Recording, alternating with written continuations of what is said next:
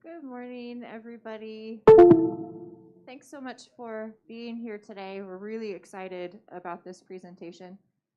I can personally attest, I have a degree from an Australian university, and I absolutely love that education system. So today, to talk about studying in Australia, the benefits and procedures, as well as several very popular courses that are available on offer. We have Ms. Serenia, who is with Austrade, which is a division of the Australian Embassy. We also have with us Macquarie University, University of Adelaide, and University of Melbourne, who will be describing some of their popular courses, as well as a little bit about what they have to offer. So without further ado, I'm going to pass it on over. Hi, good morning, everyone. I'm Saranya from Austrade, Australian Embassy. So I will speak about Australia today and introduce you to the programs as well. So if you have any question, maybe after the session, or you can raise your hands. So today we're gonna talk about Australia, what you need to know. Maybe there's some information you've never heard of, why you should choose Australia, and maybe some information about work rights and visas as well. As you know, Australia is not that far from Thailand, so it's pretty close for parents and students to visit each other. So you can see that's only 6 to 9 hours away. So you can actually catch a flight quite fast to see your kids, come back to Thailand as well. And there are many flights as well. Some of them are opening soon, so you have to check the details. So Australia is actually a one-stop for everything. So you have experience, you have the time zone that's not far, you have locations, so there are many locations and a lot of activities as well, and obviously quality of education. Time zone, so as you see that they're not that far from Thailand, so you can actually pick up the phone and call your kids and see how they're doing. You don't have to wait for like 12 hours or check the time. So it's probably one of the best choice or the best thing about Australia. Thailand there's only two weathers, hot and rain, but in Australia you experience four. So there's the cool thing about it is that winter is in around June and August, which is our summer, and their summer is in December. So it's very interesting as well. Next is Australia. To know about Australia, there are like 6 states and 2 territories, and they very differ in lifestyle and culture. And we have 3 universities here representing 3 different states, and they can talk a little bit more about their own state as well. As you see, at each state, the capital, there's a different locations, different interesting things, and also different kind of environment as well. Now we're going to talk about what is the best location for students. And Melbourne's is voted as number 1. As you see, we have University of Melbourne here. And then Sydney as well, and Brisbane and Adelaide. And these 6 top cities are voted in the best top cities top 50. So, by students. So you see that when they vote this, they look at livability, they look at education, lifestyle, and convenience as well. In 2021 Global Livable Index, they voted Adelaide as top 3 as well. And this one, they look at many things: employability, location, convenience, education, and environment. I'm just going to go really quickly so that we can have more time to university. So Australia, there are 25 million people. Out of the 25 million people, there are 16 that actually won the Nobel Prize. So you can see how great the education and how innovative they are. And it's a country that really invests in research. And I'll talk a little bit more about their innovation as well. So you probably heard of black box. So in the airplane, there's called a black box where it records everything that happens on the plane. And that was created by, an Australian as well. And wireless internet, if you don't know about that. And also the cervical cancer vaccine, which is also known as HPV as well, was also created in Australia. Now I'm going to talk about two interesting things. So an app called AirWallex was created by 3 university students of University of Melbourne. And it's kind of like payments across, like transferring money across the country. And right now, it was created by friends, and one of the friends own a cafe as well. And right now, it's valued at $1 billion US. And a Silicon company has actually invested in that app as well. And Canva, a great app for designing, was also created in Australia as well. So you can see that this country has their education's really good, and they really invest in innovation and research as well. So what's the benefit for an international student? Location, you have everything. You have hiking, you can go to the beach, you can study, you can work, you can do a lot of things. So as you can see, there's a lot of diversity. So you have students from all over the world, a lot of nationalities, employability, because right now they allow students to work there as well. Even if you are off, you're taking some time off, you're on a summer break, you can actually work as well. The environment is amazing, the air quality is amazing. Student experience, so you get a lot of experience in classroom and outside of classroom as well. Now I'm going to talk a little bit about ranking. So it's ranked as 51% of top 300 university. So the ranking is pretty good. So this is just a general information. And 6 Australian universities actually jumped rankings from last year to this year. So they're doing really well. The education's really, counted.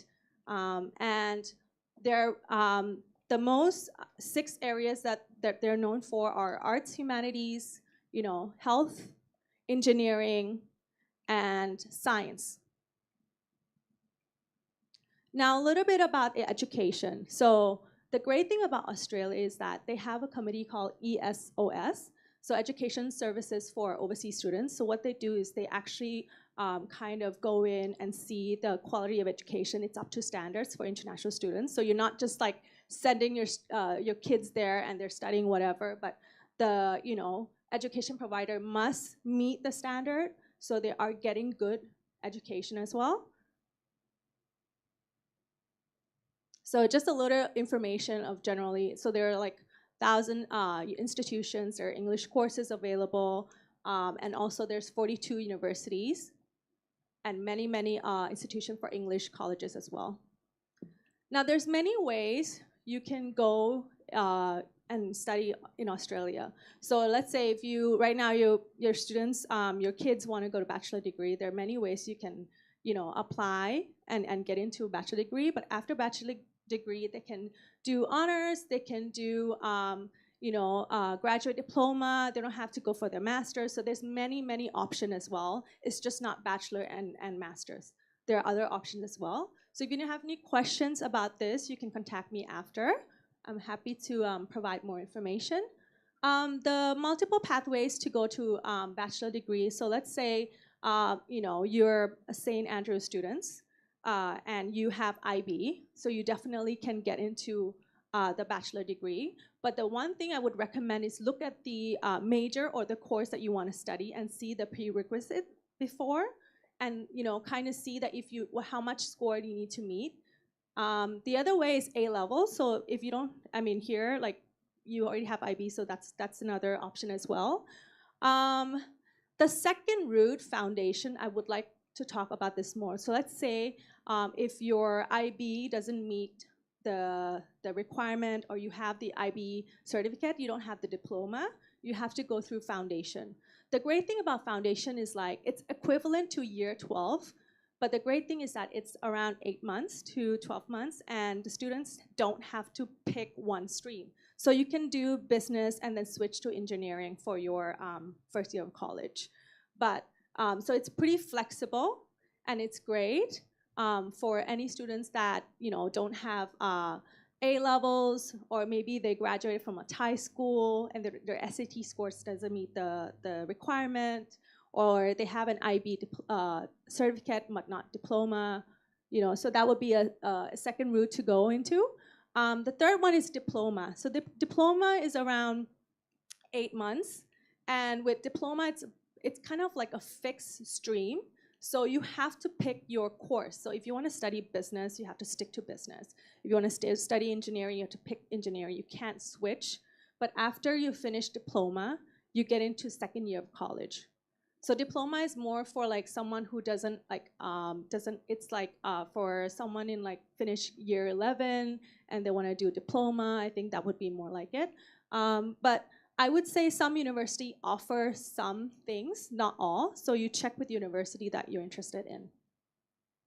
And obviously there are many intake, but I would recommend you to look at the program or speak to a representative. As you can see, we have 3 universities attending today. So we have Macquarie from New South Wales right here. His name is Tuan. We have University of Melbourne from Victoria, which is Claire and the professors. And then we have University of Adelaide, Grace here as well. So these are representing from different states. So they'll talk a little bit more about their state and their university. Now, Group of 8. Group of 8 is the top ranked universities, and they are the most heavily invested research university as well. So I'll talk a little bit about ranking. I know ranking is not the most important thing, but it's more about what you want to study and where you want to study, and you feel comfortable with what your choices are. But I will bring up this Australian national ranking for you to see that, the top university, how is it ranked, and information that you need. So we have all university here. And now different type of ranking as well. So we have Times Higher Education and the US News as well. But let's say these universities are ranked against the world, but it's not like, I wouldn't say you should use this when you're applying. It's more about what you feel comfortable, and you like the course, you look at the core points, you look at the employability, you look at the working rights, what you want to do. I think that's more important. Another thing is double degrees. So the great thing about Australia, some universities offer double degrees, like Macquarie. So you can actually graduate with 2 degrees, but the length is might be longer as well. So that's something that Tuan can talk about a little bit more. Doctor of Medicine. So anybody interested in studying medicine, this would be great. So you need to have a bachelor degree. You need to take exams. So it depends on the university requirement, what kind of exam you need to take. And then obviously IELTS, and then get invited for interviews. The only thing about the medicine degree is that the quota is quite small. So sometimes they have to check with the hospital and see what quotas they have, or actually in certain states, it's only 1 to 2 universities that offer this degree. So I believe we have one that is going to be talking about medicine, which is Grace from University of Adelaide. And this is just a quick intake, like how many years it would take to graduate from Australia. So it's 3 years, 3 to 4 years, depending on your course. Tuition fee, just a quick conversion for parents. Right now, we're looking at the currency rate, exchange rate at 24 baht per Australian dollars. So you can see that I've kind of converted for you in the red font. Applications. So if you're interested, there's many ways you can apply. You can talk to your counselor or talk to the university representative as well. There's also some things that you can do. And I'll talk a little bit more about website that you can actually play around. Or if your students is not in senior, but they have some time, they can do some research and prepare themselves as well. But there are many ways you can apply. And the other thing is, the great thing about Australia is there are 9 Australian universities that are ranked like graduate employability. So they're very much, open to students working and, getting that experience as well. Now I'm going to talk about work a little bit. You can work up to 20 hours per week or 40 hours per fortnight. And you can actually, if you're a student and your classes haven't started, you can start working as well. There are many, many jobs there. You don't have to do only restaurants. You can do research. There are many, many options.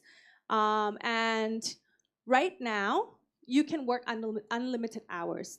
But the law will change next year. So there are always going to be some changes. So next year is going to go back to 40 hours per fortnight or 20 hours per week.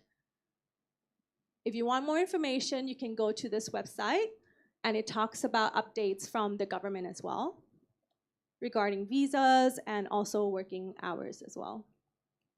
The great thing about here is that they support students in working and also in applying for jobs, and there's a workforce shortage as well. So I would recommend you to look up on that and see what skills is needed in Australia and see if that is something that you're interested in.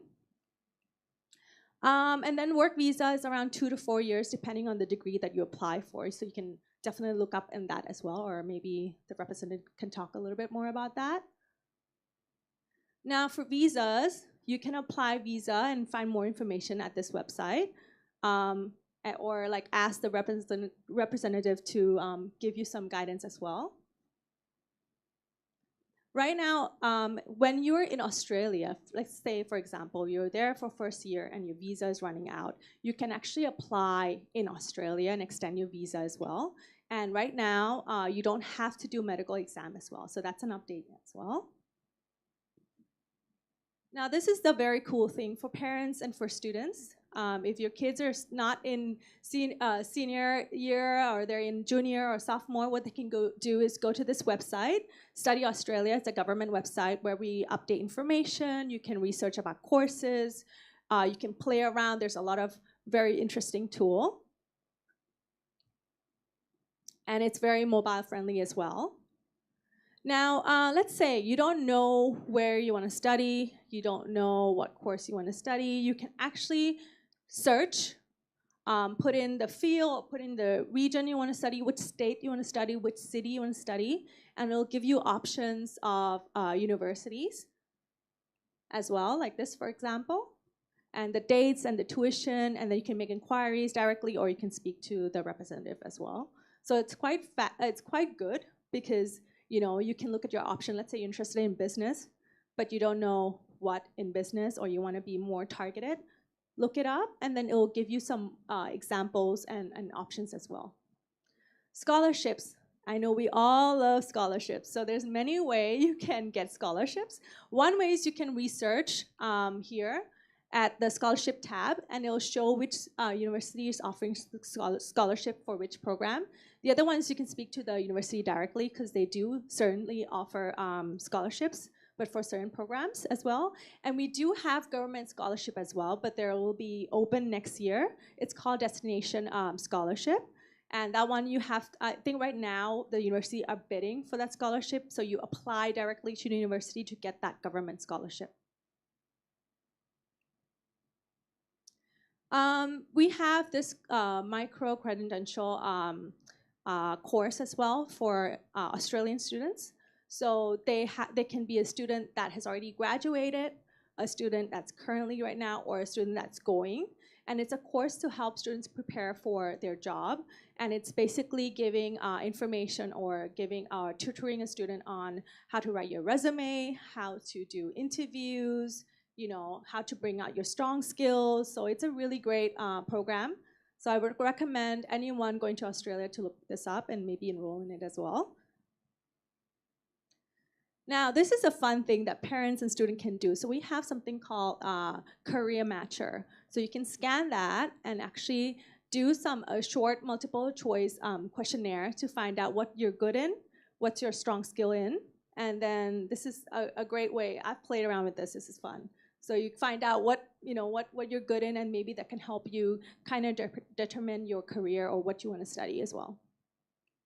We also have other interesting articles and also programs that you can look at. So just go to the website.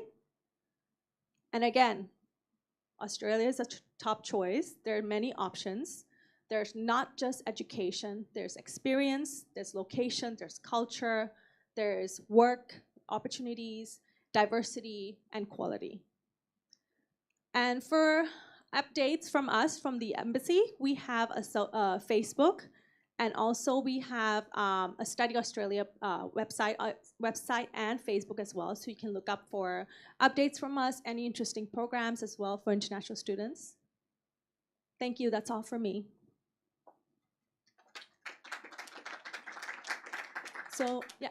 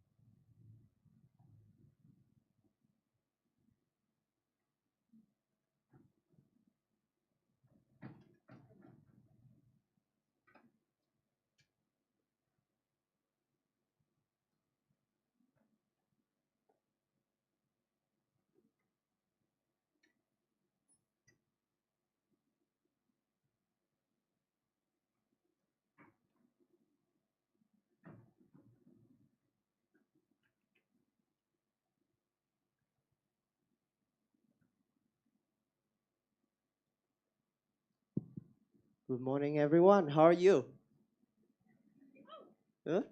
Uh, I would like to introduce myself first. My name is Tuấn. I'm country manager at Macquarie University. It's my great pleasure to be here today to share with you guys further information about Macquarie University specifically and our business programs as well as our destination, New South Wales and Sydney City. Um, Before I start, anyone, have you ever heard about Macquarie University?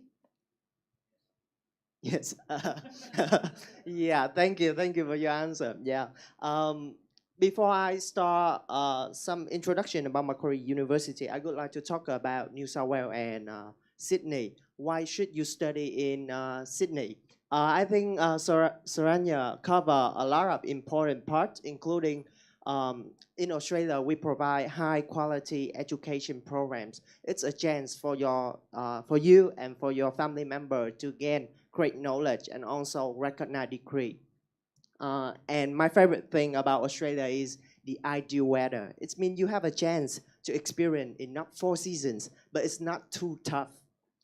It's not too cold in winter. Of course, it's cold in winter, but it's not crazily cold over there. And in summer, it's okay. It's hot, not desperately hot. And one important thing with Sydney, Sydney become a destination for international students because it's in the top safe city and top living city in the world. It means you have a chance to study, have knowledge, but also have a chance to experience a great city, have a lot of activities to enhance your experience. Regarding Macquarie University, we are located in Sydney. Um, and we proud of ourselves with certain things. I will start with what we proud. First, we in the top 1% university in the world. We are the only university in Australia has an on-campus metro station.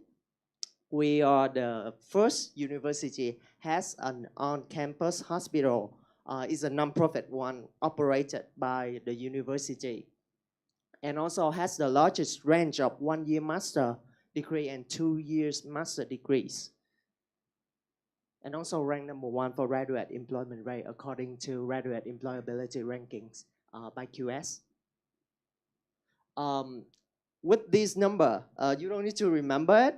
It just indicates for you to have a view about how the scope of the university. We are around 50 years old with 44,000 students from 100 countries. Around 75% students are local and 25% students come from 100 different countries. We partner with more than 150 universities in the world for exchange opportunities. It means you have a chance to spend 1 to 2 semesters at one of our partner university in Europe, in United States, or in Asia. And our campus, the main campus, is 126 hectares large, located inside a very interesting location, which I will show you later. In order for you to easy to capture what I'm going to say, I will cover it in 4 main factors, including location, program, employability, and scholarship of our business program. Regarding our location, we're located inside Macquarie Technology Park. So this is a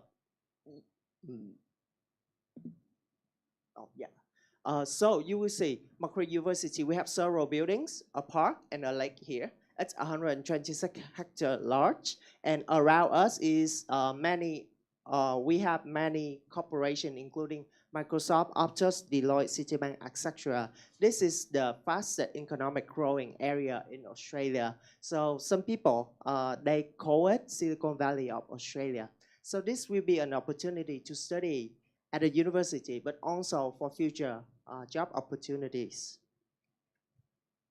And when we mention Sydney, we will think of the Opera House, how far from Macquarie University main campus to the Opera House? It's around 30 minutes by metro, and we have the on-campus metro station, and you only need to take one line. Here's the map of the metro. You only need to take one line, the yellow one, around 30 minutes to CBD. The second thing, why Macquarie University, why our business program is great. The latest ranking, Macquarie ranked in number 10 in Australia and 175 in the world. We have different areas of study, from social science to business to education to medical to engineering, etc. And in business, we have 11 different areas of studies, including accounting, actuarial studies, business administration, commerce, which I will talk in depth about this program, and other majors. Regarding Bachelor of Commerce, this is our flagship program, because it gives the student not only the chance to gain knowledge in business, in commerce, but also the flexibility, the chance for them to customize their degree. So for this bachelor program, student will have student can choose one of the 12 majors that we offer here. You will see Bachelor of Commerce, and then we have 12 different majors, including accounting, business ethics, cybersecurity, governance, economics, finance, management, etc. So student can pick one. The great thing with this program is that student can do double degree. It's mean from 3 to 5 years. Normally it's 4 years. Student can get one degree with 2 majors, and the 2 majors doesn't have to relate to each other. It can be a Bachelor of Commerce and Bachelor of Education, or you combine with psychology or even music. We have options for you thanks to the flexibility that we have in our course structure. So here, you will see the course structure of the Bachelor of Commerce. For our course structure, we have 3 different zones: foundation zone and core zone. Of course, you choose a program and you will need to learn knowledge and gain expertise in this area. We have around 160 credit points for this area. And the great thing with us is that we have flexible zone, around 80 credit points, where you can study whatever you want. It doesn't have to relate to Bachelor of Commerce or business. It can be under Faculty of Arts, it can be under Faculty of Engineering or Social Science. It's up to you. As long as you finish 8 subjects, you get a degree with bachelor majors that you choose, and it will be the customized degree for you. And of course, you can package with master degree. And of course, you can pack it with a master degree. For example, if you pack it Bachelor of Commerce and master degree, in 4 years, you will get 1 bachelor degree and 1 master degree within 4 years only. It's the same with master degree. We offer double degrees. It means normally we can complete a master degree in 2 years. At Macquarie, you can finish a master degree in a year and a half, or 2 years. Depends on the background. Depends on your background as well as the program structure. And also we have the option 2 years, 2 separate degrees for you, and it can be any combination. We have more than, I think the final number is around 600 different combinations, if I remember correctly. Besides courses, the degrees, the qualification, what we can offer to a students as well, and this is, I think this is also a very important factors for studying abroad. It's mean the chance to experience student life and other things. What Macquarie can equip students for their future. First thing is PACE. It can be an internship program. PACE stands for Professional and Community Engagement. It can be an internship program. It can be a community project or a startup project as well. And the end goal of this program is providing students with real experience and have something to put on CV that, oh, I worked for this company during my study at Macquarie University. The second thing is Global Leadership Program. It's focused on CQ. Have you ever heard about CQ? You heard about IQ, right? EQ, right? Now we have CQ, cultural intelligence. So it's important to equip students with leadership skill and also cross-cultural communication. So of course, our global leadership program, there are events on campus or online sections that equip students with these essential knowledge and the chance to network. And of course, study abroad and the chance options for students. We have career service, we have internship units, alumni network, and other services to support students during that time study. And here's some names that we have collaborated for PACE, for the internship program that I mentioned. And that's the third thing about employability, how we equip students with essential things. Last but not least, scholarship, very important. We have different scholarship programs for ASEAN students in general and Thai students exclusively. The first thing is ASEAN scholarship. It's 10,000 Australian dollar per year. So if you pursue a bachelor degree for 3 years, you will get up to 30,000 scholarship. And the great thing is that it's auto grant. It means you only need to be accepted to Macquarie University to be eligible for this one. Back to the conversation of the entry requirement, including academic and English.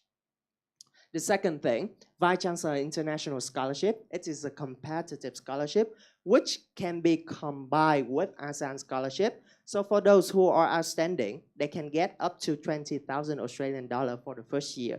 But remember, this one is competitive, it's merit-based, and only one-off.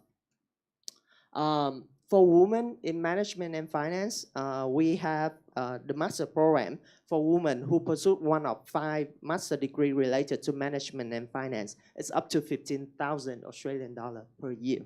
And for those students who would like to pursue, who would like to study diploma or foundation, we have MQC scholarship, which value up to 3,000 Australian dollar for that time. And then when they start the university, when they start the bachelor degree, they will be eligible for the ASEAN scholarship.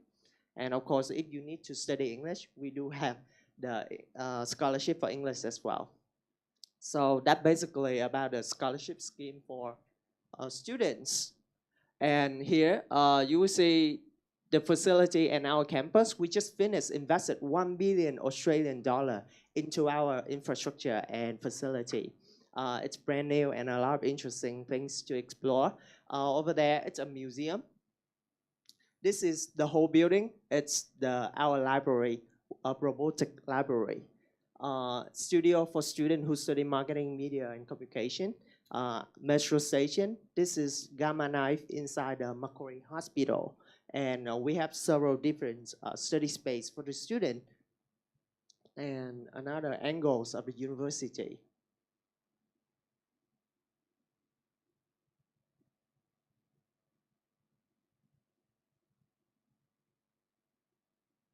Macquarie University Incubator. This is a hub for students, for business students, for professors, for alumni, and our industry partner to collab for different activities.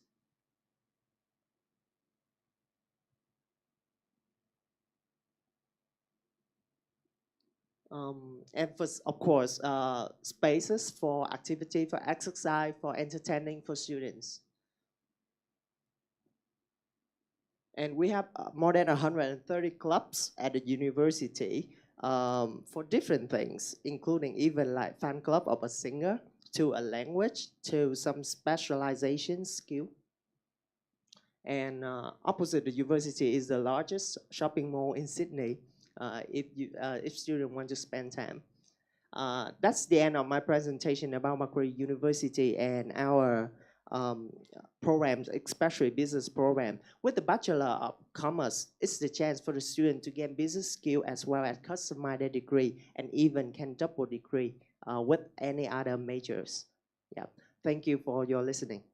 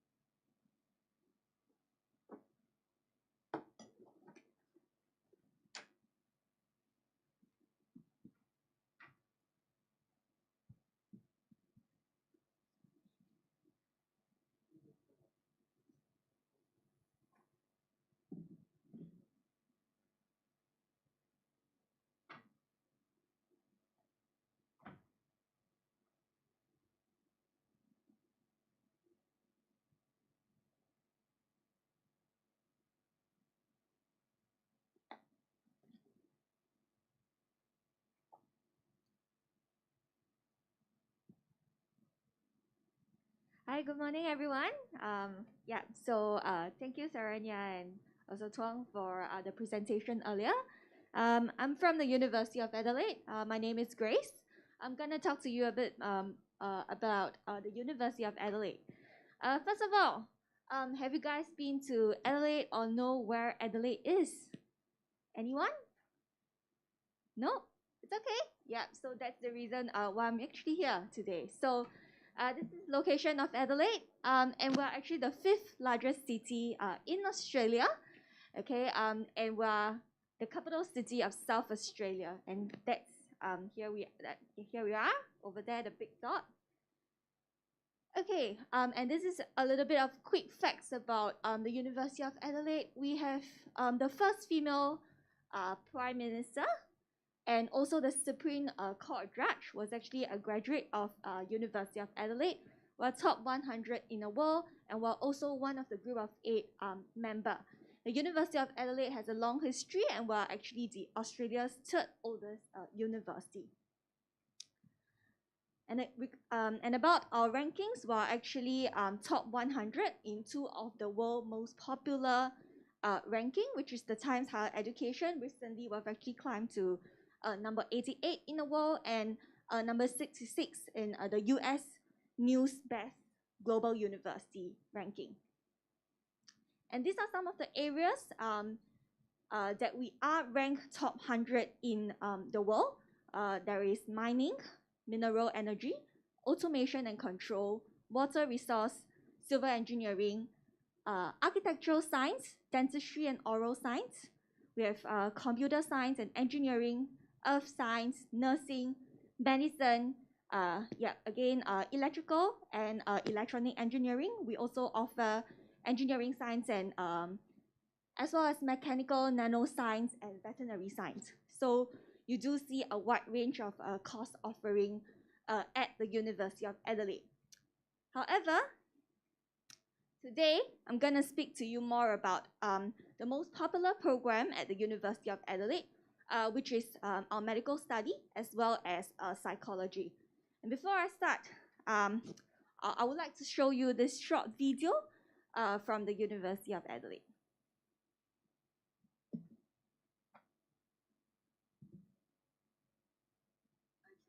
Are you ready? The first university to admit women, 2 Nobel Prizes, then another, then a couple more, 12 patents, 22 Olympians, Australia's first female Prime Minister, violent treatments for diseases, and other scary things. The first female Queen's Counsel, Supreme Court Judge, and State Governor, all in one. First in the family with a degree, a black belt, a robot. First Aussie to walk in space, helped detect gravitational waves, made lots of babies. World top 100 in all this stuff. Launched a satellite, revived lost languages, home to 1,600 brainiacs, and the winery, all in the heart of Australia's most livable city. So, what's next? Make history at the University of Adelaide.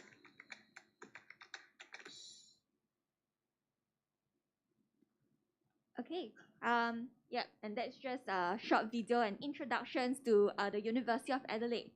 We're gonna spend more time to talk to you about the courses at University of Adelaide, especially in the medical area.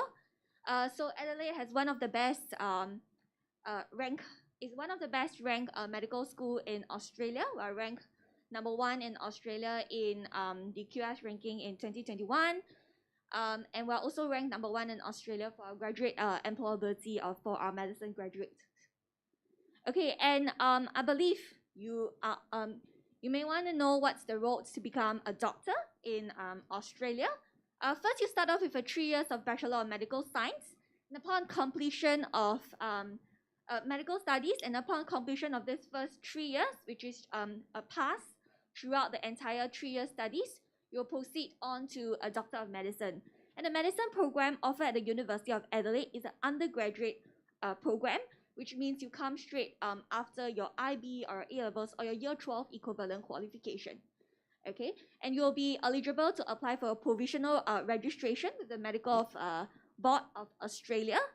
And post-university, you need to do your internships at the approved hospital, and then you will be eligible to apply for a general registration with the Medical Board of Australia. If you'd like to do any specialization, you could further pursue any of your further studies after completing the internship year as well. I'm gonna show you once again another short video of why you should actually study at the University of Adelaide for your medicine program. Welcome to South Australia's unrivaled leader in health education. The University of Adelaide's Faculty of Health and Medical Sciences offers over 80 degrees, ranging from medicine and nursing to dentistry, public health, psychology, and allied health. With a 135-year history, the faculty has truly global standing. We rank top 50 worldwide in dentistry and nursing, and top 100 in medicine, anatomy and physiology, and pharmacy and pharmacology. We lead South Australia in 7 health disciplines. And in dentistry, we're also #1 in Australia. Whatever your health calling, you'll learn to make a difference here. The faculty's world-class facilities are located on our North Terrace campus and in Adelaide's renowned Biomed City precinct.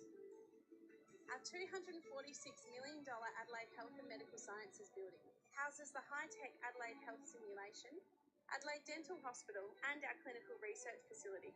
While at our main campus, you'll find our cutting-edge dental simulation clinic, Ray Last Laboratories, Burnham Roberts Anatomy Museum, and the experiential 360-degree immersion room.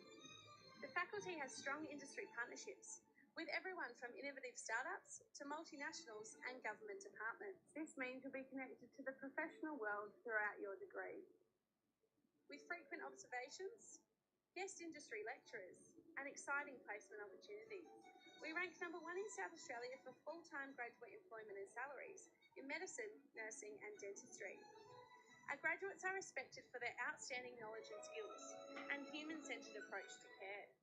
They become leading medical and oral health professionals, psychologists and counsellors, nurses, public health consultants, and health researchers. Wherever you want to go, your journey starts here at Adelaide.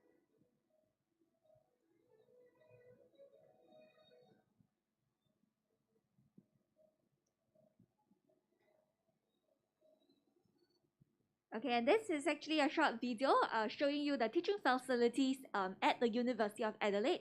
This purpose-built building is called Adelaide Medical Science Building. It's actually built and opened on the 2017, so it is 5 years old till today. It is pretty new, and all the teaching facilities that are being used and built within this building itself, it replicates the newest technology that Royal Adelaide Hospital, which is one of the biggest hospital within Australia. And yeah, so all the facilities and technologies are pretty advanced, means you'll be learning from new technologies and new facilities. The Bachelor of Bio, so I'm coming into details about this program itself. We've actually launched and renamed this bachelor degree. It used to be a Bachelor of Medicine and Bachelor of Surgery, which is at an undergrad level. Now we've actually renamed this entire program, and you will be graduating with a Doctor of Medicine. The program itself is a 6 years program once again, and it's embedded with 110 clinical placement over the entire 6 years of study. Starting from your year 3 onwards, you'll be doing clinical placement. Some of the clinical placements component starts in year 3, and from year 4 onwards, it will be fully clinical placement. And in your year 6 itself, you'll also undertake a research project. And that is something that the university really emphasized. We want to train our students to be high problem solver. Should there, be something like a COVID-19 that happens in the future, we want all our students to be able to be involved in researchers and to be able to come up with solutions. Okay. Yeah, there's also a rural placement opportunity within the program itself.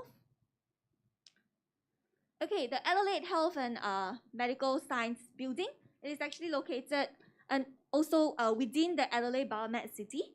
It is next to a South Australia Health Research Institution, and it's also next door to Royal Adelaide Hospital. So at also this building itself, there's about a total capacity of allowing 1,700 students and 600 researchers to be within this building. So it is not only teaching facilities. At the same time, health researchers are also running health research at the teaching facilities. As 4 floors of laboratory, Adelaide Dental Hospital, Adelaide Stimulation Centre, and South Australia Immunology Cancer Institute within this building also. Adelaide Health Stimulation Centre is one of our proud center or teaching facility. It has 36 stimulation rooms, provides a safe and hands-on learning environment. We also have the mannequins that responds to the medical interventions. So in your first and second year, though you are not at a clinical placement yet, students are well trained, okay, to be really hands-on and to be also be able to really learn very fast when they are already in a clinical setting. Hence, yeah, so we do provide very hands-on learning from your year 1 onwards. And this is what you will be studying from year 1. It is a very brief study outline. Year 1, you'll be given, you'll be taught of foundations in medicine, focus in cardio, respiratory, okay, and yes, most important part over there at the third point, introduction to scenario-based learning. And from your second year onwards, we'll continue to teach you scenario-based learning, exploring science and practical medicine. Third year onwards, you'll see yourself transiting to clinical studies. And fourth year is the commencement of full placement studies. And continue on if you would like to have rural opportunities. Yeah, you can do a rural placement in year 5. And year 6 would be transitioning into an internship year where there will be professional placements undertake locally, interstates, or overseas, and also opportunities to have a 9-week research placement within your 6th year. What are career opportunities that you can actually get upon completing of this program at the University of Adelaide? And of course, you can be a general practitioner. You can also further your studies into different specialization. You could also, so places that you work in, it's places like the public hospitals, private practice. You can even go into public health, clinical research, academia, and teaching. The entry requirements to get into the program itself, it is for IB, you will need a minimum of 34. And we also need one of the prerequisite subjects, which is chemistry, mathematics, or biology. So you just need one of these subjects. We'll also have an IELTS requirement of 7. And next, we'll go to psychology. We do also offer a very good psychology program at the university. And in order to become a psychologist, this is actually a quick roadmap.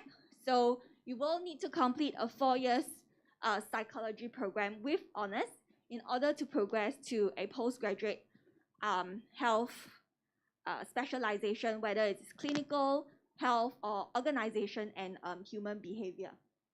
So the university do offers both the postgrad and the undergrad psychology programs.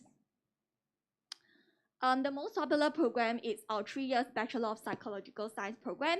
Students, after completing this 3 years program, will need to can stop and work after the 3 years. They could also progress into the 4th year, which is the honors year, as well as furthering their studies into the health postgrad health sector. The 3 years Psychological Science program is really teaching students to explore about human development and biological-based behavior, mechanics and perceptions and learning, motivation, emotions, and psychological tests as counseling skills, and etc. This is what you'll be learning in the 3 years program itself. There are mainly the core and electives component about psychology, and you will need to maintain a high CGPA, which is a 6 out of 7 in order to progress into the honors year. The honors year is highly competitive, hence you will need to work really hard within your 3 years of Bachelor of Psychological Science. Yeah. So this is we do also offer the direct entry into a 4 years honors degree program. And yeah, just a quick note over here. The entry requirements for the 4 years honors degree program, it is slightly higher, and you will actually need to maintain a GPA of 6 throughout the entire degree, okay, in order to complete the 4 years degree itself. Okay, so what's the key differentiation between the 3 years program and the 4th year program is that the 4th year, students would usually be required to undertake an independent research tailored to an area of psychology.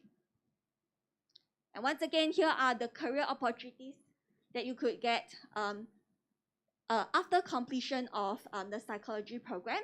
So you could actually work in mental health services, youth work and family social services, relationship counseling, government and policy, human resource management, marketing and recruitment, and there's so much more within the psychology itself. And once again, how to apply to study. For IB students, okay, so I believe you are all completing your IB curriculums. In order to apply to the 3 years program, you will need a minimum of 28, and that's the guaranteed entry score for international students. You also need an IELTS of 6.5, no prerequisites. However, for the advanced honors program, the 4 years program itself, we do need students to have a 38 IB score, IELTS 6.5. Once again, no prerequisites required. And that's all from my presentation today. I'll pass it on to the next speaker. Thank you very much.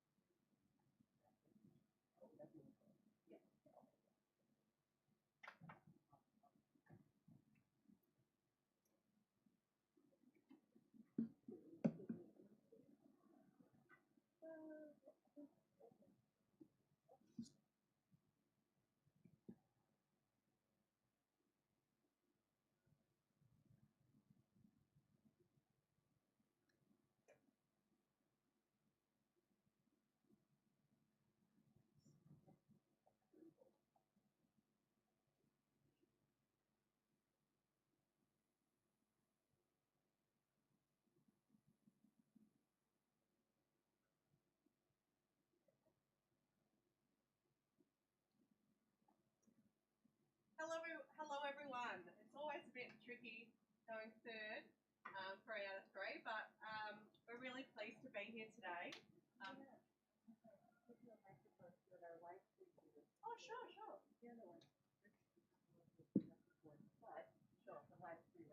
Oh, no problem. All right.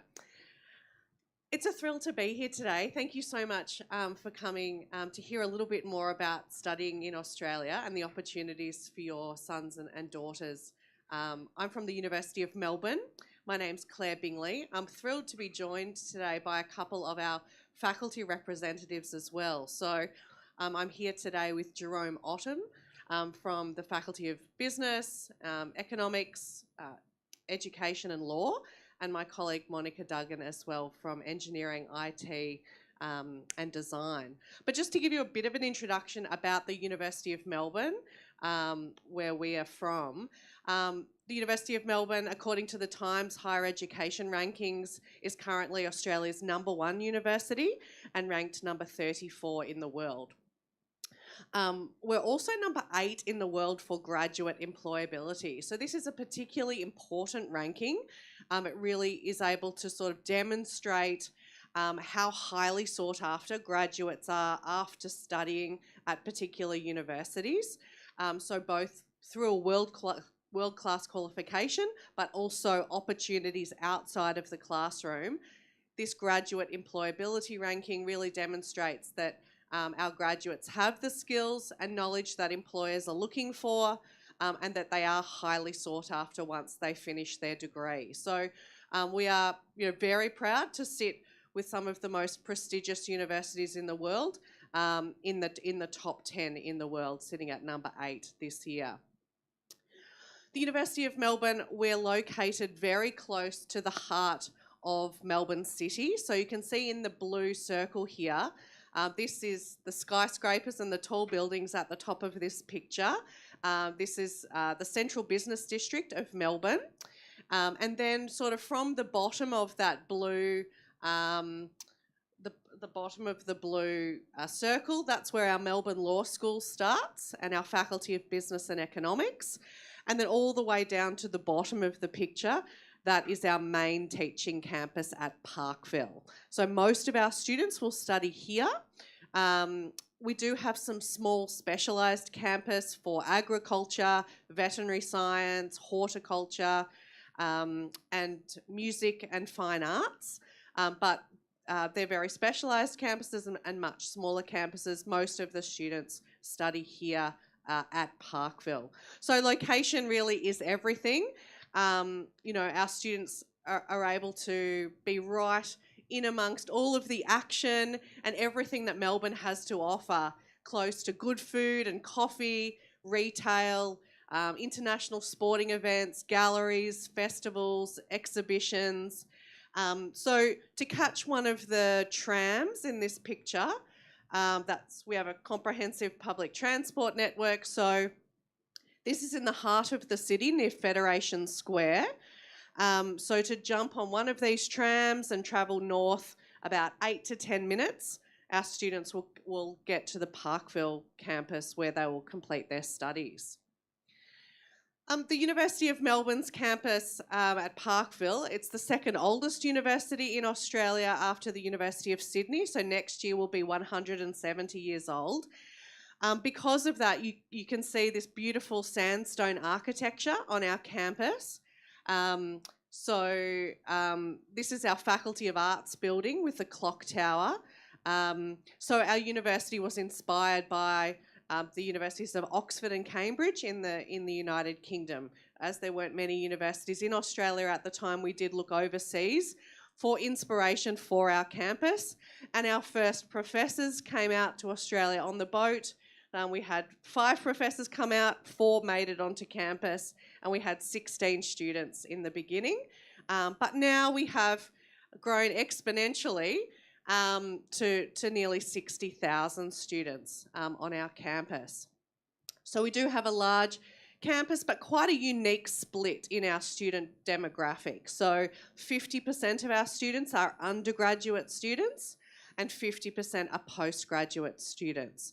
So it's quite unusual for a university to have this sort of split between those study levels. Most universities will have many, many more undergraduate students and only a very small number of postgraduate. But because of the structure of our curriculum, that's why you see that balance between our undergraduates and our postgraduates. Like the City of Melbourne, the university is a very multicultural and diverse campus. Nearly 40% of our students are international students, representing about 130 different countries. So the people in the classrooms bring lots of different perspectives, our teaching staff and our students. The type of food our students can get on campus really is very diverse, and the cultural activities as well our students can get involved in. It is that melting pot of culture and diversity on campus, but living in Melbourne more generally.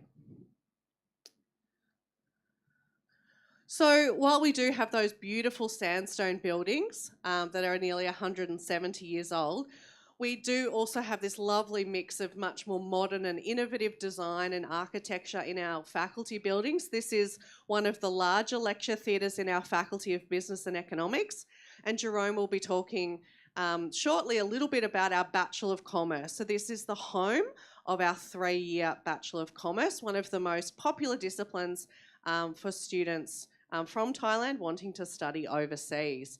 So this lecture theatre seats about 450 students. So perhaps an introduction to microeconomics in the first year, you would see a couple of hundred students in the lecture, having that professor up the front of the class, delivering the content. The students are writing notes. I used to do this, but I know that I need to type now because I'm not sure many students write handwritten notes anymore. But for every subject, our students will have a lecture, and then they will have a tutorial as well. So this format is perhaps larger scale, but for every subject, they will also have a smaller scale tutorial class of about 15 to 20 students with their tutor. And that's where there's lots more discussion and question and answer, lots of collaborative and group work as well. So some sort of different styles of educational environments or class formats in the degrees at Melbourne. This is in our Faculty of Arts building, sort of a UN-style lecture theatre that seats about 100 students. And then there's a ghost in here. This is our Melbourne School of Design on the screen. So our Bachelor of Design students, architecture, urban planning, construction, property, graphic design, as well as our master's students all study in this building. It's a purpose-built space, 4 exhibition and gallery spaces, design studios or workshop space, a woodworking space, and 3D printing and fabrication laboratory as well. So at the University of Melbourne, your son or daughter will be looking at a bachelor degree or an undergraduate degree, so those terms are interchangeable. At the university, we have 3-year undergraduate degrees, so we follow the British system. In a 3-year undergraduate degree, 75% of the subjects focus on building depth and a specialisation in 1 or 2 particular disciplines. And then we also have breadth subjects. So this curriculum design really is in response to industry and employers asking us to equip graduates both with hard skills and knowledge, but also the soft skills, and to be able to give graduates a multidisciplinary education and an understanding of the world from lots of different perspectives. So 21st century careers are a lot different, and your son or daughter will probably have 7 careers in 17 different jobs. So through their education, they need to prepare for that, developing transferable skills and not just focusing their studies on one particular area. So the Melbourne curriculum really allows students to have at least 1 or 2 study areas, but most importantly, that multidisciplinary education. The breadth subjects allow them to take subjects from another part of the university to build a complementary skill set Okay, so it's really important, the curriculum design and preparing students for a 21st century career. Okay. We are a comprehensive university. We excel in a huge number of disciplines. So there is lots of choice, both at undergraduate or postgraduate level. So about 100 different specialisations are on offer, but they all fit into 9 undergraduate degrees. So some very general sounding names of the degree, but hidden under the name there is, as I said, about 100 different specialisations. So sometimes our students look at this list and think, oh, they don't do engineering, or where's accounting, where's architecture, I can't see psychology, media and communications, that's not there. However, if our students are interested in accounting, then it's a Bachelor of Commerce Accounting. Psychology, Bachelor of Arts Psychology, Bachelor of Science Psychology, Bachelor of Arts Media and Communications, Bachelor of Design, major in Architecture, okay? So the name can sometimes be deceiving, but the major or specialisation sits underneath the degree. So the beauty of that is, in a lot of examples, our students do not need to declare their major at the point of application. They apply for the degree, and then over that first year, they can declare their major and decide what they want to focus their studies on. So it gives our students a bit more time to taste and sample different disciplines, explore some formal study in an area that they might not have had a chance to do at school, and then make a decision about what direction they want to go in as they move through their studies. For professional qualifications, at the University of Melbourne, our students do need to do some postgraduate study. So I've put some examples here of some popular professional careers. So our students would start with a 3-year bachelor's degree and then follow on with some master's study to complete that professional qualification. So one that you'll hear about soon, Monica will be talking a little bit about engineering. In Australia, there are 2 ways to study engineering, a 4-year bachelor's degree, or what we have at the University of Melbourne, which is a 5-year pathway.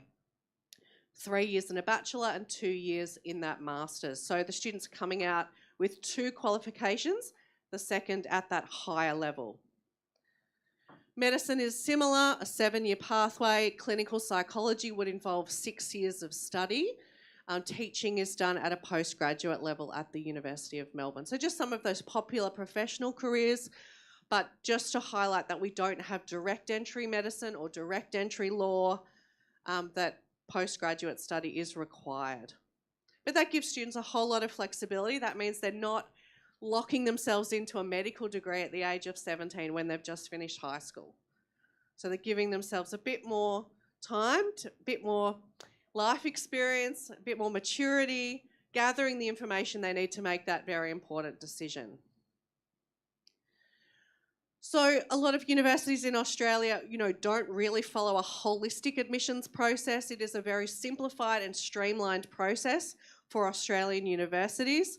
So the University of Melbourne really does focus admission on academic merit, subjects that have been taken, and demonstrating English language proficiency.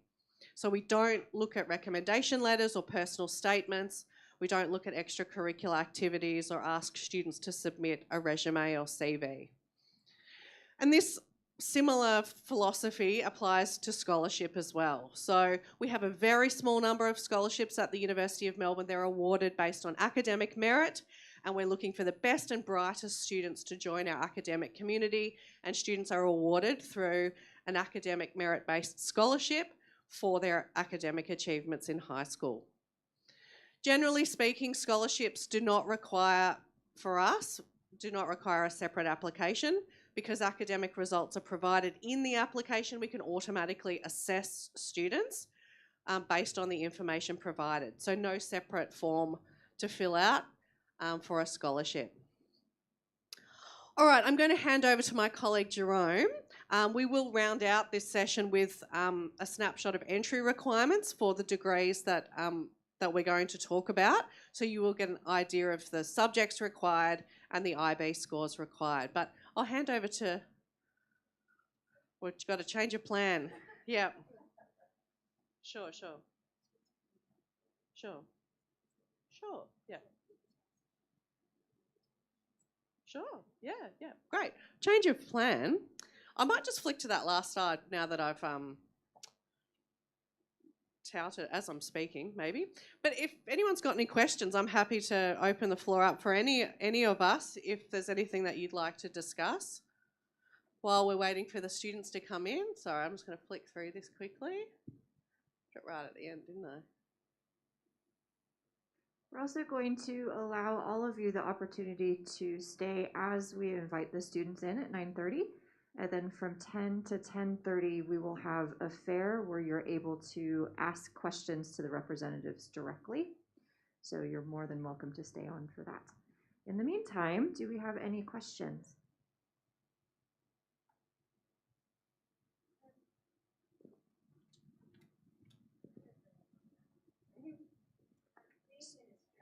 Yes.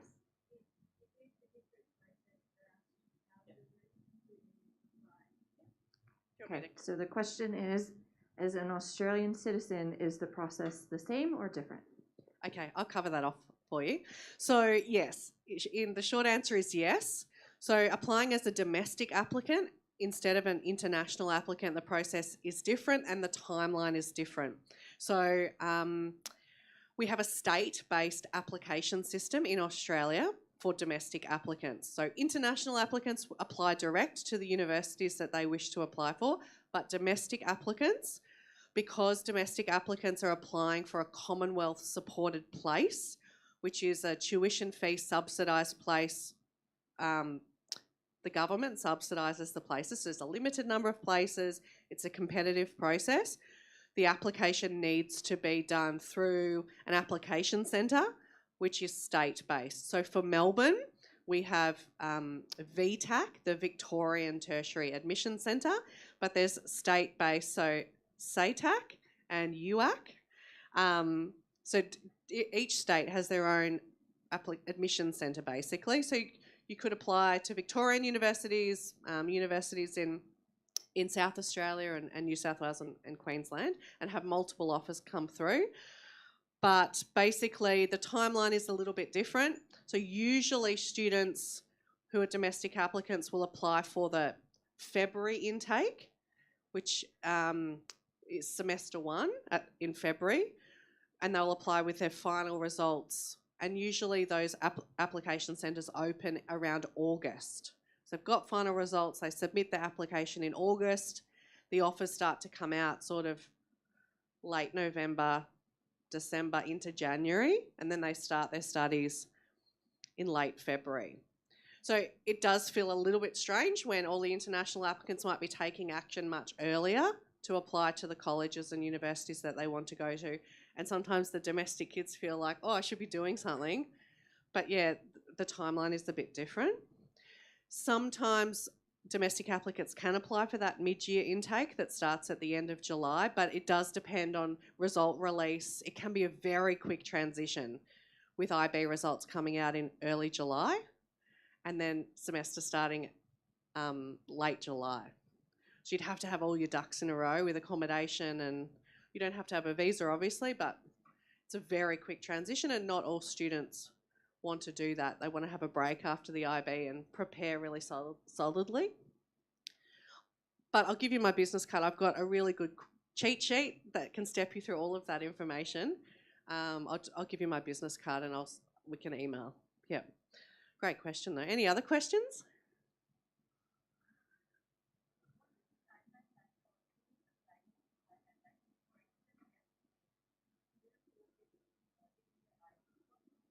Sure. International applicants? Sure.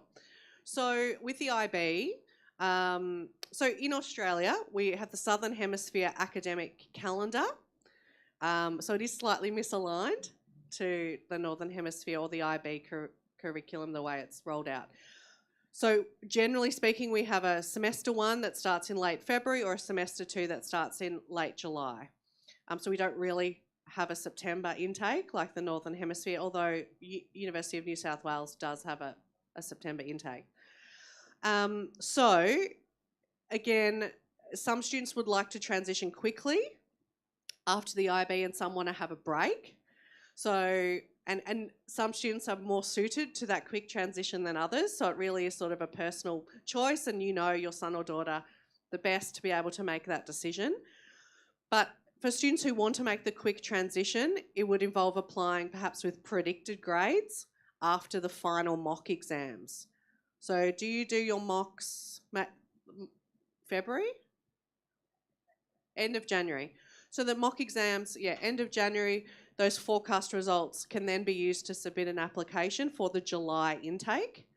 Some universities will make an offer based on the predicted grades. Others need to see the final grades before they'll give a full offer. That can have student visa implications because it's a very quick turnaround. And there have been some visa delays post-COVID. So being able to get on campus for orientation for the July intake,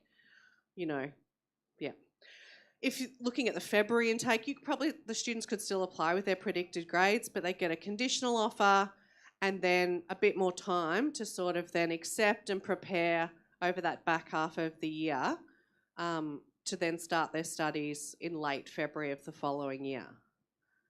So look, some students want to have an offer in their hand because they're applying to different destinations. So they might also be applying to Northern Hemisphere destinations and they might have those offers much earlier. So a lot of Australian universities can do a conditional offer, but we also have very transparent entry requirements, as you can see. So based on the forecast results, students should know if they're in the ballpark to get an offer from the particular course or university that they're interested in.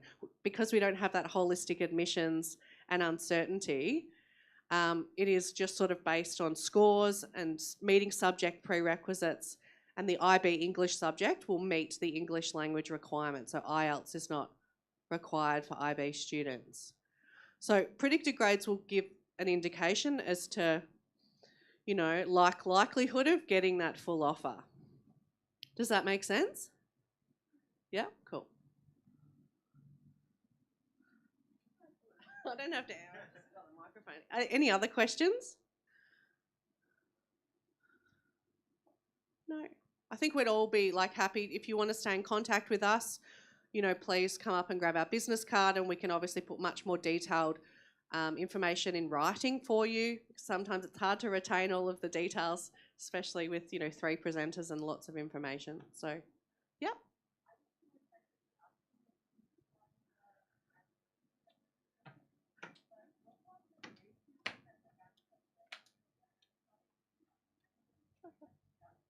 Sure. Do you want me to take that one? It's about racism and gun culture I suppose, in the cities that our universities are in. Yeah. Yeah. Well, look, from our perspective, in Melbourne and Australia generally, we are a very safe country, and Melbourne and all of our cities sort of feature in some of the most, in those livability lists and safest cities in the world. Australian cities tend to feature sort of fairly highly in terms of safest cities in the world. Look, I think students in any country need to be aware of their and take responsibility for their personal safety. But I think on all of our campuses we have things in place to ensure that staff and students are able to undertake their studies and their work in the safest environment possible. On the University of Melbourne, we have an app that students can access security and tips and tricks around personal safety. Our students are also able to ask for a security escort if they are studying in the library late at night and they wish to get onto public transport. They can request that security escort them across campus to that departure point. So, yeah, look, the cities are extremely safe, and we try to provide, a really welcoming and safe environment for our students. There's obviously a level of personal safety that individuals have to take responsibility for. But yeah, in terms of sort of guns are not a problem in Australia at all. So we have very strict gun laws. So that's definitely something that you don't need to worry about. Shootings on campus and things like that. That's yeah, we'll leave that to the US to solve that problem. But yeah, not a problem in Australia. If you wanted to contribute to some of the But I mean, in terms of the racism side of things, like as I said, Australia is a very multicultural and diverse country. I mean, in Melbourne, I think 50% of the people that live in Melbourne were born overseas. Like there's just a huge number of different nationalities, you know, and I think Australians are used to seeing people from all over the world and embracing the benefits of that. It really enriches our community and the lifestyle that we have. So, yeah, I think it's one of the draw cards actually to students wanting to study in Australia is the opportunity to meet people from all over the world and have those cultural experiences and be able to think, oh, what would I like for dinner tonight? I've got an array of choice with all of these different international cuisines that I can go and sample the best in the world, you know, on my doorstep. So, yeah, there's a huge benefit, I think, to having a very international community. Any other questions while we invite our students to come on in?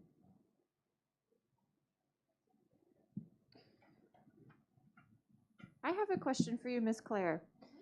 The chart that you had showed on here that had the IB prerequisites, could they be SL or do they need to be HL? Many of our students are choosing subjects right now and they're dying to know. Sure. So it might be different university to university, so it is really important to triple check all of the finer detail of entry requirements because a Bachelor of Business or a Bachelor of Commerce at one university may not have the same entry requirements as a Bachelor of Commerce or a Bachelor of Business from another. At the University of Melbourne, we can be slightly more conservative with entry requirements. The scores might be slightly higher or we might need additional subjects that sometimes other universities don't need. One of the ones that tricks people is the mathematics for the Bachelor of Commerce. And so for the University of Melbourne, there are 4 IB subjects that students are able to take. We accept 3 of them. So we don't accept standard level applications. It doesn't have quite enough calculus and algebra in it for the first year subjects in the BCom. If students are taking standard level applications, there is a bridging subject though that they can do between finishing the IB and starting at the University of Melbourne to give them that top up. And it's an online subject, takes about 9 or 10 weeks to complete. So if they're really focused on the BCom but haven't made that subject selection in the IB, then there is still an option to complete the required mathematics. But yeah, for prerequisites, generally speaking, students need a grade of 4 or above in that particular subject.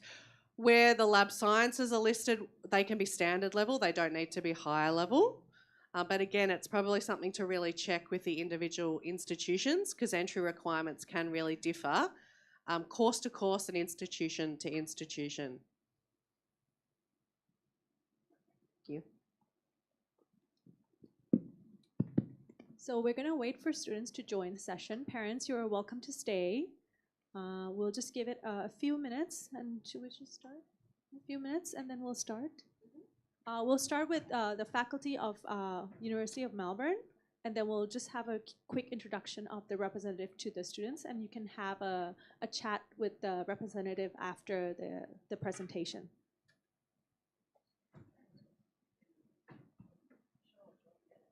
And also, the counselor will be sending emails to the parents with the individual emails from the university representative, so you can ask questions directly to them, and also with the presentation for today as well.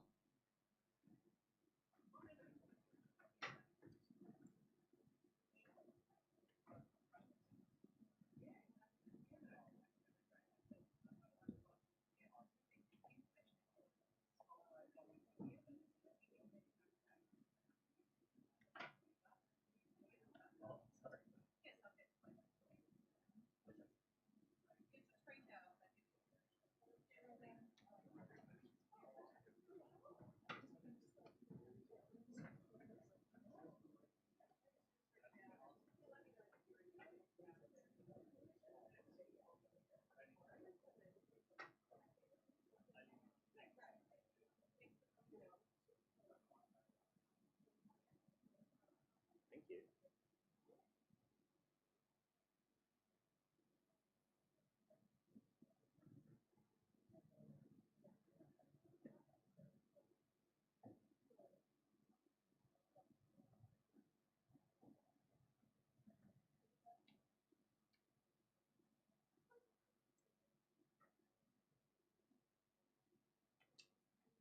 Okay, good morning, everybody. Thank you for coming today. Thank you for those parents that are still here. You're welcome to, again, stay and learn more about the universities and the faculty members from the University of Melbourne. And then again, from 10 to 10:30, we will have a fair where you're able to ask questions directly to the representatives. So without further ado, I'm going to pass it on over to University of Melbourne. Do you want me to start? Okay. Hello, everyone. Thank you for coming along and thank you for hosting us today. Very nice to be here. My name is Jerome and I work in the Faculty of Business and Economics. And I'm going to talk to you about the Bachelor of Commerce. I'm going to be brief because I've got my colleague Monica who's got to talk about engineering and IT. Rankings, very highly ranked, Melbourne University. I would talk a bit longer about rankings. They're not the be-all and end-all, but they are important. But I'll skip that slide. Why would you choose commerce? Firstly, I'll cover that quickly in two ways. Firstly, commerce generally. Why would you choose commerce? And secondly, why would you choose commerce at the University of Melbourne? Commerce generally, commerce is not just about boring numbers. Commerce is around us in our lives everywhere. Okay, so marketing, for example, comes under commerce. So marketing, how are we going to market products to your generation as opposed to how they were marketed to my generation? Okay, that's management. How are we going to manage the challenges and the workforce to cover issues that are coming up now and in the future? So management. The big thing of climate change, people might think that's about science or engineering. In fact, when you think about how we're going to fund the renewable energies, that's about economics. How are we going to price it? How is it going to be funded? Where is the investment going to come from? So important to remember, commerce is based on real world issues and things that are happening around us every day. So very exciting to study it and very exciting to work in the many opportunities in commerce. Secondly, why study it at the University of Melbourne? Claire showed you the facilities. Often the older buildings are described as a little bit like Hogwarts. You'll often get students taking photos around the sandstone buildings. But then we have the great mix of the modern facilities. So learning hubs for the teaching and learning with all the modern facilities required. So the big lecture theatres and then the smaller sort of classrooms where you do your group work and your tutorials. The other good thing about the University of Melbourne Bachelor of Commerce is the course structure. So you're going to major in one of 6 majors as Claire touched on, okay? So accounting, actuarial studies, management, marketing, finance or economics. But from the very first year, you are going to be able to start to choose some of those major subjects and you're going to be able to choose some electives as well. So it gives you a lot of autonomy over what you are going to be studying. So another appealing thing about our Bachelor of Commerce. You can do a double major or a single major. It's sort of split, probably 50-50 what students decide to do. There's not necessarily an advantage in either. Some of the more common ones are financial and accounting or a popular double major, or management marketing, for example, very popular double major. Sample study plan, as I mentioned, you can see already, so the green is breadth and then the marketing subject. Already in first year, you're starting to choose some of your own subjects, as well as doing those core fundamental subjects, things such as quantitative methods, macroeconomics. So they're essential to a basic understanding of economics and the theories, and then then you're starting to choose your majors. A great case study, an example of, I guess, how commerce is a living thing. As I said, it's not just numbers. So Barry, one of our international students, wants to be a stock analyst because he loves numbers, he loves mathematics, okay? So he's majoring in finance, but he's also then loves a story or a narrative. So behind a stock, it's not just numbers. So if you think of private medical clinics in Melbourne, the city where University of Melbourne is, because of COVID, elective surgeries have been building up. So the stock price has been going down. Okay, so there's a narrative behind that. Why is that happening? So Barry, for example, is interested in that. And then as those elective surgeries start building up again because COVID's finishing and the hospitals can admit those people that need the elective surgery, stock price may go up. So again, there's human stories involved in commerce all the way through commerce, which makes it very appealing to study. Sustainable commerce, again, one of our new units this year, again, based on what is happening in the world around us. So yes, the program director or the unit director for this subject, a very funny man, Professor Michael DeVerne, he laughs. He says, yes, commerce is still fundamentally about businesses. Businesses need to make money, but why can't we do that in a more sustainable way, okay? Whether that's about packaging, whether it's about how we treat staff so staff aren't burning out, whether it's about logistics and transport, whether it is about energy policy. So sustainable commerce, a new core subject this year that shows that the curriculum is keeping up with what's happening in society. Another new subject, work integrated learning, or WIL is the acronym. So you'll start to see that at a lot of the universities as you're trying to choose what course interests you. Essentially, things like nursing, medicine, teaching have always had placements as part of the course. And now we're saying, well, why can't commerce have a placement? Why can't you be placed in a company and get a credit point for that subject and you're actually getting real world experience going into a company 1 day a week for a whole semester or a full 2-week block full time? It gives you a taste of what it's like to work in the real world in a commerce. And so that's a new subject this year. If any of you choose the University of Melbourne, within 3 years, they're hoping that any student that wishes to do this unit, the university will source a placement for you at a company. Breadth, Monica will probably speak about breadth, so I won't cover it too much. What I will say is it gives you the opportunity, just because you're studying Bachelor of Commerce, you might be majoring in marketing, and then you think, hang on, but I love computers, I love design. And actually, there's a synergy between those two, okay? Marketing, yes, and you might think, I want to learn about content creation. So you might do a breadth subject in the School of Design, whereby you're going to learn about content creation for social media, for TikTok, for example, or Facebook, okay? So that's why breadth is important. Student experience and experiential learning, I'll just quickly cover on two. So student clubs and societies, a great way, as you'd all be probably moving to Melbourne, how are you going to meet people? Joining a student club or society is a great way to do that. We've got International Student Society or International Students Club. We've got an Accounting Student Society. We've got a Women in Business Student Society. So these are all clubs organised by students for students. The second one is the case competition, a great way to get real world experience. So the university or companies approach the university and say, we've got an issue that we'd like your students to have a go at solving, and then you might get put into groups. So you two might work as a team, you three might work as a team, and the problem might be Facebook's profits are going down because everyone's using TikTok now. You need to come up with a solution. How are you going to turn that around? And so Facebook approach universities, say, can we get some ideas? And then you work as a team to come up with a solution, okay? That's it. Had to race through that, but any questions? We've got the expo at the end. Is that right? Yep. And here's Monica.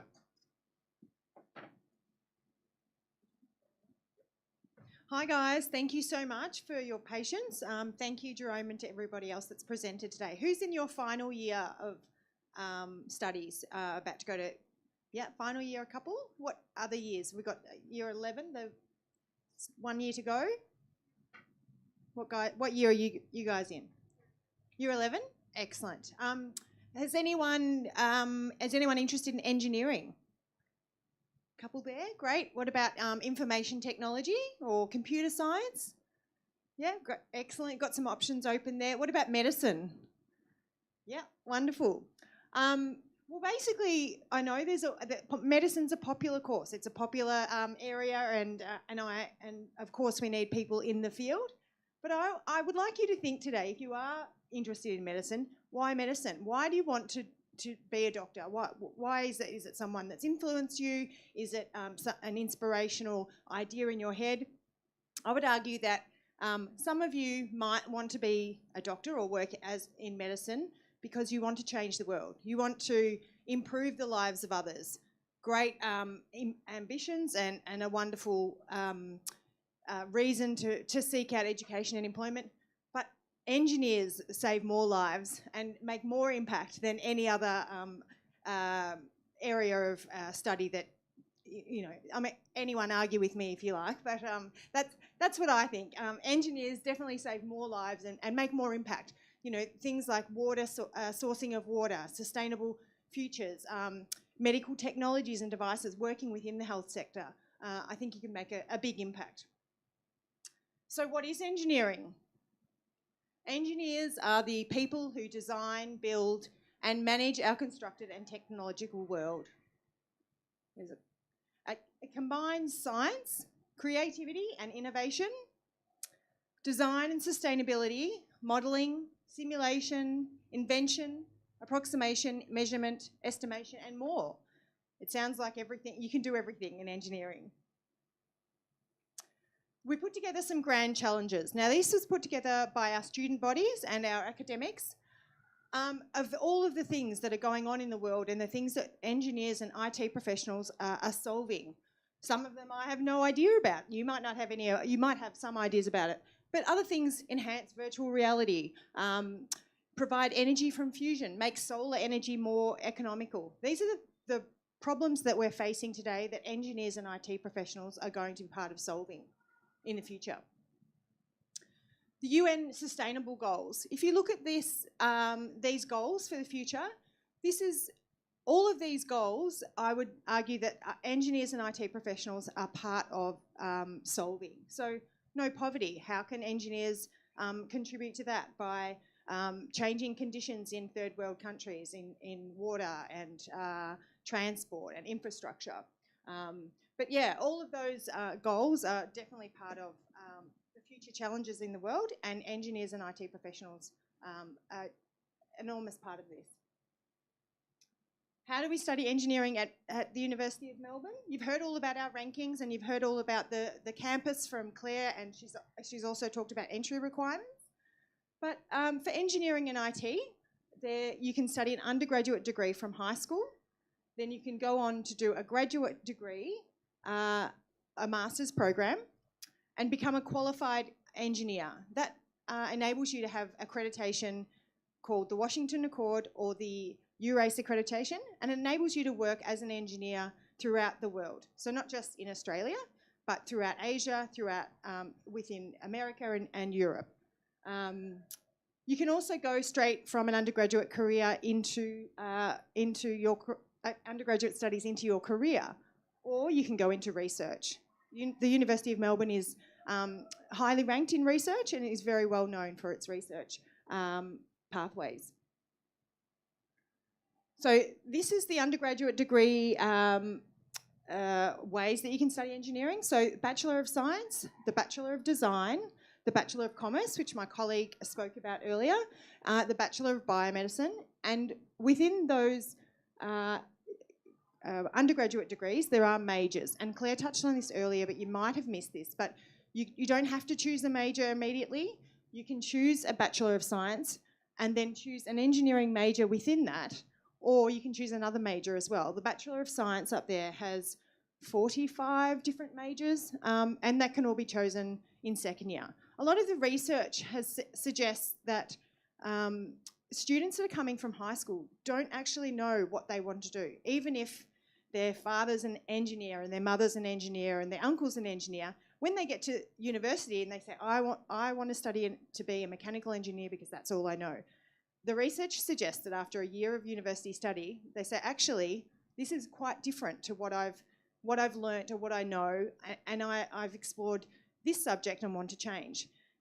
The system years ago, prior to us developing the Melbourne curriculum, used to be rigid, but at the moment, or over the last 10 years, we have the Melbourne curriculum, which allows students to have a taste of other things and not lock in their choice from the start.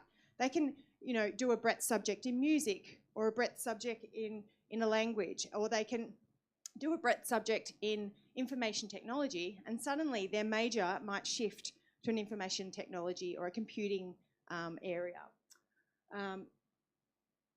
So basically, you do an undergraduate degree as an engineer, for example, and if, for example, you do civil systems or civil engineering systems, and you move on to a Masters of Engineering, your Masters would be 2 years. So in 5 years, that's 2 degrees, but it's not a double degree as in 2 equal undergraduate degrees, it's a stacked order. So it's undergraduate degree and a master's, so that higher level master's program.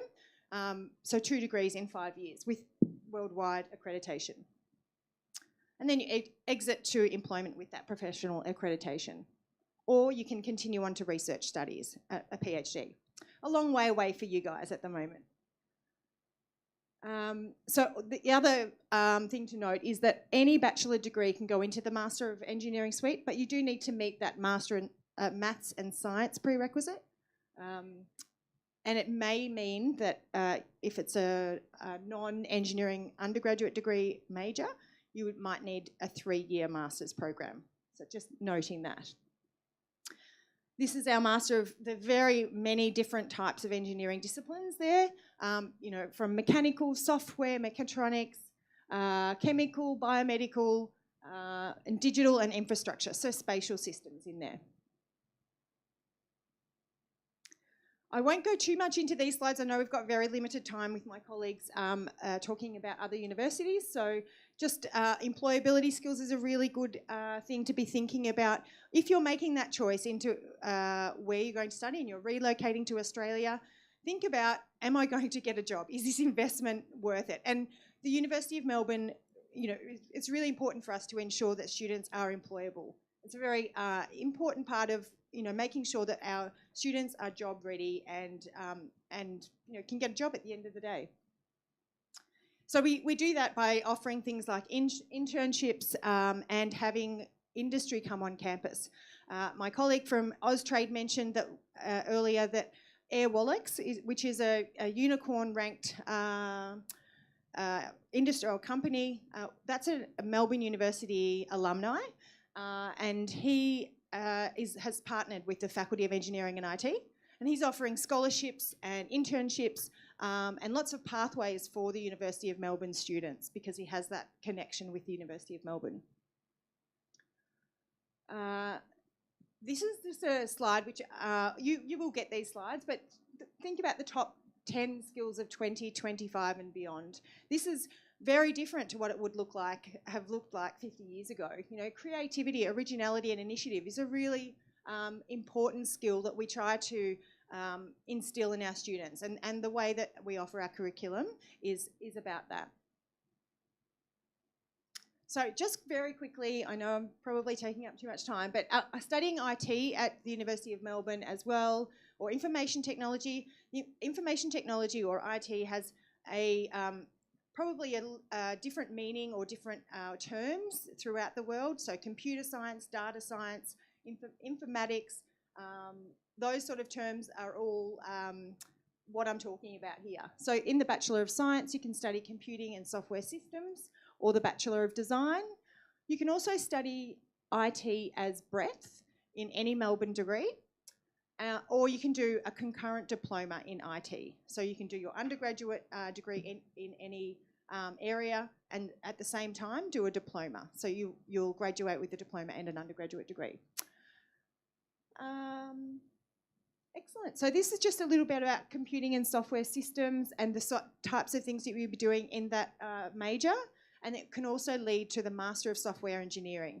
Again, that comes with accreditation, so enables you to work as a software engineer throughout the world. We'll just skip through. So this is just a bit of a course plan. It's maybe a little bit far away from what you're thinking if you're year 10 or year 11, but just the types of subjects that you would be studying and how they're different within the Bachelor of Science compared to the Bachelor of Design.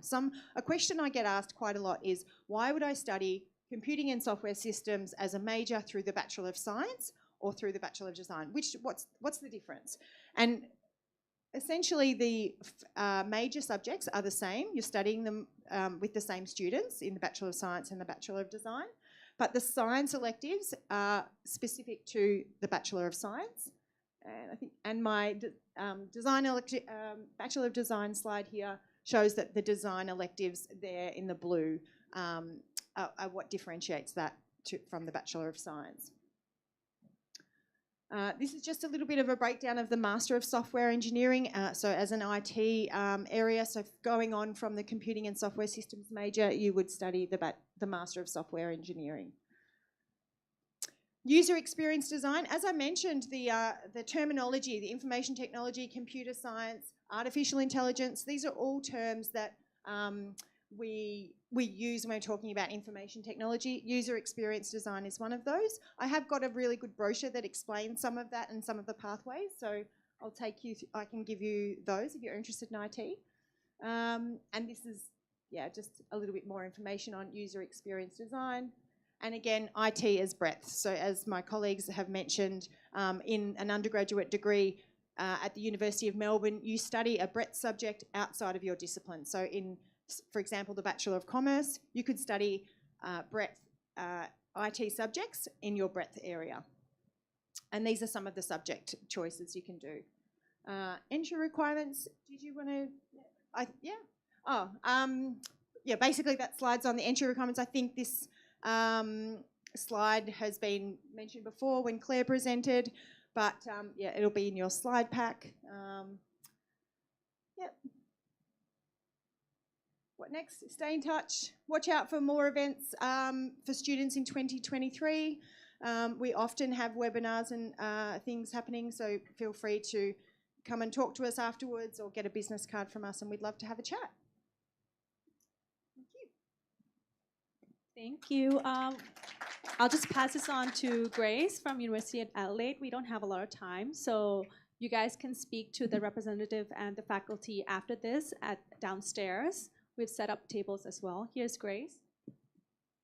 Okay, I'll probably just do a very quick one. I'm Grace from the University of Adelaide, and I guess because all of you will be moving downstairs, just if there is any questions that you would actually like to check with myself, please feel free to do so. The University of Adelaide is popular in our health and medical science programs.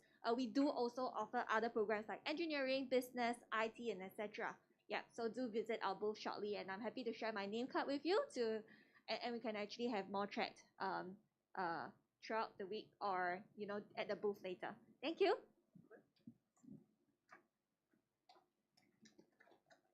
Good morning, everyone. I'm Tuấn. I'm from Macquarie University. The university is located in Sydney. So quickly, in terms of entry requirement for my university for IB students, it will be from 24 to 38, depends on the programs. So come and talk directly to me in order to figure out what is the entry requirement for you, depends on the programs. In addition, we have the scholarship, 10,000 Australian dollar for Thai student or ASEAN student. So come to talk to us downstairs later in order to figure out more information, and I have some brochure for you guys. Specifically for Bachelor of Commerce at Macquarie University, we require IB 20A, 6 subjects, accepted the extended essay and the theory one as well, and you need to have at least 3 subjects with HL completed at HL, and the remainder is standard level is okay. Yeah, so come to talk to us. We have different universities here. Figure out what is the most interesting thing with you and spend a few years over there. Thank you. Okay, so for sake of time, we're gonna have a little bit of a change of plans. So I'm gonna open it up for any general questions about studying in Australia.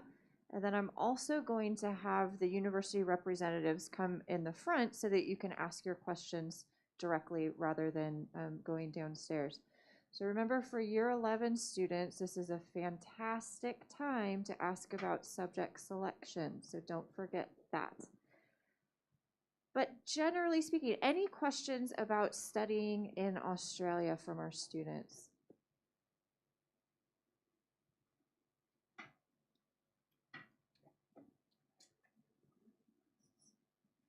Great question. What is an average for living costs?